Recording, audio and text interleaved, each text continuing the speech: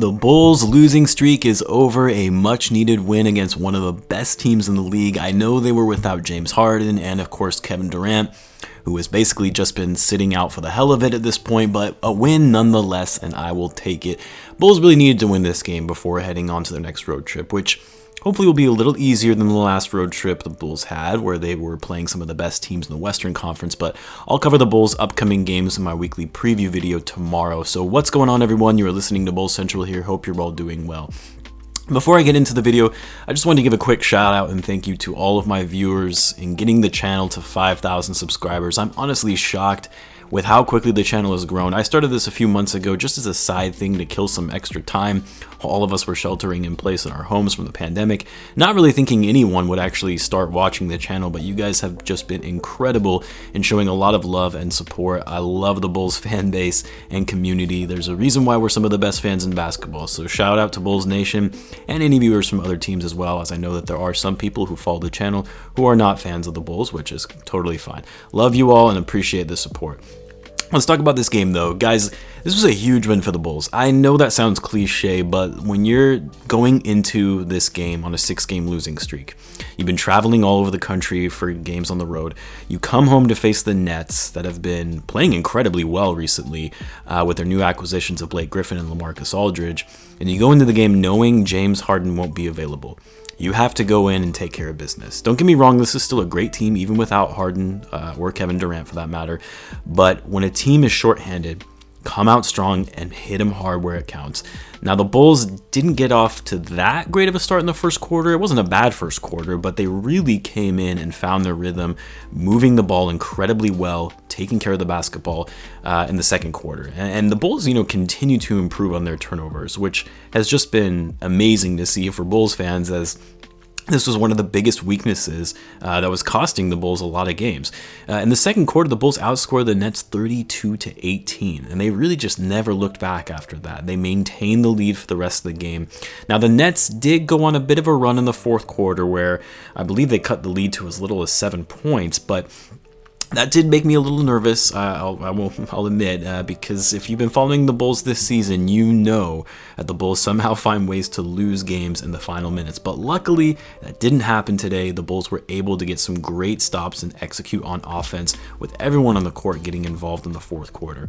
Now, what I was most impressed with tonight, or I guess I should say the player I was most impressed with, was Tomas Satoransky. By far his best game of the season. I would argue, he was the reason the Bulls won this game tonight, just purely off his ability to facilitate and run the offense to get guys like Lavine and Vucevic opportunities to score. And even he himself was able to generate scoring, finishing the game with a total of 19 points, shooting 8 for 10 to also go along with a season high 11 assists and 2 steals. He was getting it done on both ends of the floor, and you might have noticed that when the Nets started to make that little run in the fourth, Billy Donovan brought Sato back in, and he calmed things down, and the Bulls were able to close it out without a hitch. So shout out to Sato tonight for stepping it up in a big way in this game.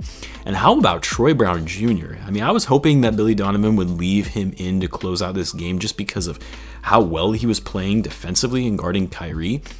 And it was the smart play by Donovan to keep him in the game to close it out, as we all know. Kyrie, he can take over by himself and get his team back into the game in a hurry. I really liked how scrappy, Troy Brown was, and just in general he is as a player. Always seems to be all over the court doing all these little things. He had 6 points and 7 rebounds tonight, 3 of which were offensive rebounds that the Bulls greatly needed in the closing minutes to get second chance points. So for all of you who have been saying that the Bulls need to start Valentine or that we should be giving him more minutes, no, Troy Brown should be getting all of Valentine's minutes. And no, Satoransky proved why he should be the Bulls starter at point.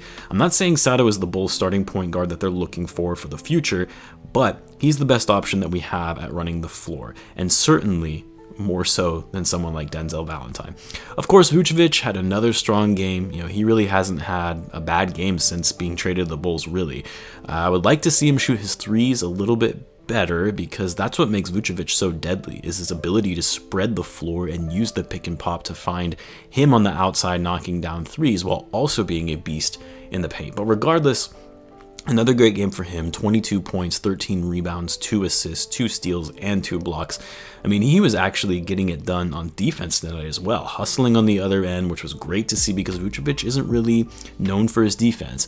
It's honestly such a relief to see the Bulls have such a consistent and strong rebounder because they have just struggled with so much of that before getting Vooch. Lauri has still been struggling to rebound the ball consistently. He only had 5 rebounds tonight on 23 minutes of play. Zach Lavine still hasn't been shooting the ball all that well since coming back from his minor injury. He only had 1 3 tonight, but it was a big 3 that put the Bulls up 10 with a little over a minute to go.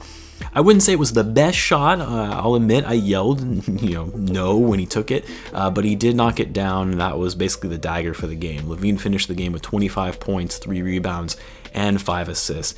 Patrick Williams and Thaddeus Young, also strong games for them tonight. Nothing that is going to pop out at you in the stat sheet, but their presence on defense was greatly needed on some of these great shooters that the Nets have, but also in keeping Blake Griffin and LaMarcus Aldridge at bay from getting easy baskets.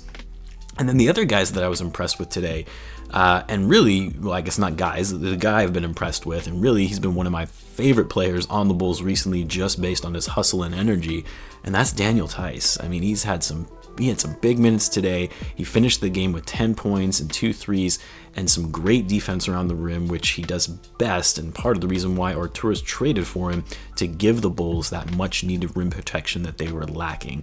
Anyway, the losing streak is over, which is great to say. I think most of us were probably thinking this would be a loss today just because the Nets have been so good recently. They're obviously one of the best teams in the league, but the Bulls came out firing on offense, taking advantage of the fact that they were playing one of the worst defensive teams in the league, and the Bulls were hustling on defense as well, which was great to see.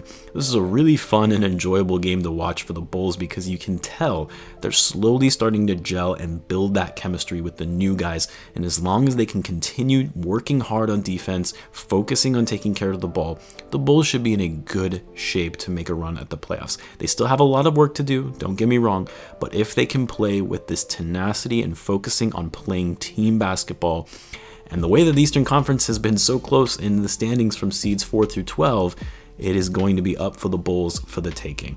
I'll have my Bulls weekly preview video up tomorrow, so be on the lookout for that. Thanks again, as always, guys, for getting the channel to 5K. It means a great deal to me. Be sure to subscribe if you're new to the channel and you're a Bulls fan, as I post daily Bulls content. Thanks again for tuning in, guys, and I will catch you in the next one.